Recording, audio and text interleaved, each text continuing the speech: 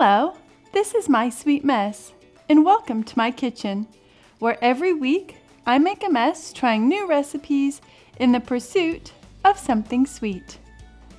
This week, I'm excited to try a recipe for pink velvet cookies with cream cheese frosting from June at Practically Homemade, and I'll leave a link to the original recipe in the show notes below. These fun and festive cookies start with a cake mix shortcut and end with a delicious cream cheese frosting. These cookies would be great for Valentine's Day, Easter, Mother's Day, baby or wedding showers, really anytime you need a pink cookie in your life. Don't forget to like and subscribe, and let's jump right into the bake. To get started, we will begin with our mise en place. Mise en place is a French term for putting in place or everything in its place. It's the process of preparing your tools and ingredients before you get started baking. This recipe has two elements, the pink velvet cookie and the cream cheese frosting. For the pink velvet cookie, you need 1 box of white cake mix. Any brand you want to use is totally fine, as long as it's a 15.25 ounce box. You're also going to need all-purpose flour, eggs, melted butter, sour cream, and pink gel food coloring. For the cream cheese frosting, we'll need cream cheese softened, butter softened, vanilla extract, powdered sugar, and milk. Now that my ingredients are measured out, let's set everything aside for later and prep our equipment. To begin, we need to preheat the oven to 350 degrees Fahrenheit. We'll also need 2 large bowls, a stand mixer or a handheld mixer. I'm just going to use a handheld mixer today. A disher. I have a 3 tablespoon or 1.5 ounce disher here. You could also use a 1/4 measuring cup. This will be used to dish out the dough. A few spatulas, a piping bag fitted with a large piping tip, and 2 cookie sheets lined with parchment paper or silicone mats. Now that all of our ingredients are measured out and the equipment is prepped, let's get started with our bake. To begin, we will take one of our large bowls and combine the white cake mix, eggs, melted butter, flour, and sour cream. So into the bowl goes the white cake mix, eggs, flour, melted butter. Whew, it's cold in the kitchen today. And sour cream. Using our electric hand mixer or a stand mixer fitted with the paddle attachment, we will cream everything together until we have a nice thick cookie dough. Using the white cake mix not only is an excellent recipe shortcut, it also gives the pink velvet cookies their signature flavor. While red velvet has a slightly chocolate flavor, pink velvet has a slightly vanilla flavor. Now, I personally don't remember having any pink velvet baked goods, so I'm excited to see which one I prefer. I'm also going to add a little bit of the pink gel food coloring. So I'll start with just a single drop of the food coloring, and I'll add more if I need to. But the pink gel food coloring is pretty potent stuff, so I think I should be okay. And while I've got my mixer turned off here, I'm also going to scrape down the bottom and the sides of the bowl. I must say, this already smells fantastic. I'm getting a really strong vanilla scent, and I cannot wait to see how that translates into the cookies. What I am not seeing is any pink, so maybe a little bit more. I don't know if you can see this, but this is a very dry dough, which makes sense. There's not a lot of moisture that we added to the cake mix, but I think that'll be a good thing because I looked at some of the recipe steps later on, and we have to get this dough into a puck. And I think that having a dry dough like that is going to make it stick a lot easier. I'm a little nervous about the pink because you saw me add it and it's starting to get speckledy, but I'm not really seeing it mix with the dough. So I'll just keep stirring here and hopefully it all comes together. Let me see if I can get that mixer back on and if that'll help speed the process along a little bit. Okay, so the mixer is not up for this task, which is fine. So using my impeccably clean hands, what I'm gonna do is just hand mix this, literally with my hands, and see if that helps distribute some of the pink food coloring a little bit better, because we wanna make sure that we're getting a really pretty pink. And I'm just not pleased with how it's going so far. I'm just seeing like pink streaks, and I don't think that is what we want. I think if I was to do this again, I would use my hand mixer just because it's got a little more power behind it. I think that this is such a sweet color. And I know it's gonna darken up a little bit when we bake, so I'm just gonna call it here. And now it's time to dish out the cookies. So here I have out my 1.5 ounce cookie disher. You could also use a quarter measuring cup. This is just my largest cookie scoop, and I like using these because it has that mechanism in there that scrapes the bottom and the sides of the disher. It just makes it easier to release the dough from the disher. Using my disher here, I'm going to scoop out a ball of dough and then take that and sort of mound it into a disc. By making the disc, it'll help my cookies stay nice, round, and thick. So don't skip that step. So I've got a nice ball here, and I'm just going to sort of mash that into a little disc type pancake thing. And I'll just set that onto my pan here. And we'll repeat the process with all of the dough. Now, if you have helping hands that are interested in getting involved in the kitchen, dishing out the cookies and making them into disc is definitely a great opportunity to get them involved in the baking process. And one more, so we're gonna get 6 cookies on each tray since these are kind of large and in charge cookies. And those look pretty good to me. So I'm going to take our 6 cookies and pop them into our preheated 350-degree oven for about 9 to 11 minutes or until the cookies are just set. Now you'll know these guys are done when the edges are just starting to turn a light golden color. So I'm gonna pop these into the oven, and then I'm going to make our second tray of cookies. And before I put those in the oven, I'll come right back. And this is our second tray here. And I'm just gonna do the same thing that I did with the first tray. Scoop and dish. The recipe says I should get 11 cookies.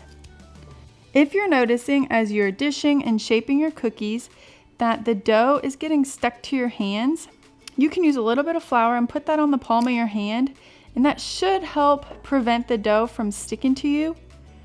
Be careful about how much flour you're adding, as that can impact the taste and texture of your cookie. All right, so I have my 5 regular cookies, and then this guy, my 6th cookie, is actually a little bit smaller than the regular cookies, and that's fine. It's going to be used as decoration. So what I'll do is actually, once it's done, I'm going to crumble it up and then use it to decorate the top of the cookies. So this tray is ready, and I'm just gonna let it sit here and hang out until the other tray is done, and then I will come back once my first tray is done and this guy is in the oven. So this is our first round of cookies out of the oven. I knew my cookies were done because they started to get a nice light golden color on the edges, and they are just set. So what I'm going to do is let these cool completely on the cookie sheet. That's why you got to be careful not to overbake them when they're in the oven, because they're going to continue cooking as they cool on the sheet tray. I've got my second batch in the oven, and I'm going to do the exact same thing. Let it cook for 9 to 11-ish minutes or until it's just set and the edges are golden brown. Then I'll pull it out of the oven and let it cool completely on the cookie sheet. So I'll come back here once all of my cookies are completely cooled. And then it'll be time to make the frosting. So I'll be back in a bit. And I'm back. It's been about an hour or so. I highly recommend timing your cooling around lunch or laundry so you aren't constantly checking to see if your cookies are cooled. Now that mine are, they're hanging out right behind me, it is time to make our cream cheese frosting. So either in a large bowl with an electric hand mixer or with a stand mixer fitted with the paddle attachment, I will combine my cream cheese and butter. And I will go ahead and mix these together until they are smooth. That looks pretty good to me. So now I will add in the vanilla and the powdered sugar. I'm not gonna add all the powdered sugar at once. I wanna see how it comes together, and if I need to tighten it up a little bit, I can add more powdered sugar, or if I need to loosen it because it's too thick, that's what I have the milk for. But I am gonna add most of it. And before I turn the mixer back on, I'm gonna give the frosting a few turns with my spatula here, just to help ensure that that powdered sugar doesn't spray out of the bowl. We'll just start it on low and then crank it up. And I don't know about you, but I think that looks pretty good to me. It is thick, staying in place. So I think that this is a nice, pipeable, spreadable consistency. And I'm gonna just give this a few turns with the spatula just to make sure I didn't miss anything. But honestly, this looks pretty darn good to me. So now that my frosting is ready, it is time to decorate the cookies. All right, so I have my piping bag here fitted with a pretty large tip. You could also use a Ziploc bag and just cut the end off, but I have piping bags, so I'm gonna go ahead and use those. To fill my piping bag, what I'm going to do is I've got my cup here, and I'm just going to flip the tip of my piping bag up, put it in the cup, and then flip that top edge of the piping bag over the cup. And now it'll be super easy to fill the bag. Word of caution, don't overfill the bag. That is as much of a note to myself as it is to everybody else. And I have quite a bit of frosting left still, but that's okay. I'll just set it aside, and if I need that frosting later, I know I've got it. And now it is time to pipe. If you remember, we have 12 cookies here, but this little guy is much smaller than the others, and that's because I'm going to use this to decorate the cookies later, so I'm not going to pipe frosting on this one. And when I think it's in a good spot, I'm actually going to go ahead and just I like to do a little line just to see how it's doing. So, starting from the outside of the cookie and working our way into the middle, I'm going to pipe in a circular motion until the cookie is covered. So we'll start right here. Come on in close. Take your time when you're piping. It's a lot of work, but you don't want to rush it. No one's judging you for how long it takes to frost a cookie. And if you don't want to pipe the frosting on, you absolutely don't have to. You could just take a knife and spread the frosting on top of your cookie. And don't those look so cute? Now that all of the cookies are piped with that cream cheese frosting, it's time to get creative. You can decorate your cookies with fun sprinkles, or take a Ziploc baggie and that cookie you made out of the leftover dough, and I'm just gonna put it in here and crunch it up a little bit. I'm looking for some crumbly pink cookie bits. I think that looks good to me. And I'm just going to take my crumbly cookie bits and sprinkle it right on top. And you wanna do this while your cream cheese frosting is still wet, so that the cookie bits stick to your frosting. This is absolutely optional. You can leave your cookies just as they were with a little bit of frosting for decoration, but I like the added pink. When you're breaking up the small cookie, be careful. Because it's a small cookie, it cooked much faster than the other ones, so the bottom kind of got a little crunchy. So what I'm doing is just trying to pick off the brown burnt piece, because you don't want that on your cookies. Oh, see, you don't want that on there. And don't these look so fun and sweet? I love how pretty these cookies are.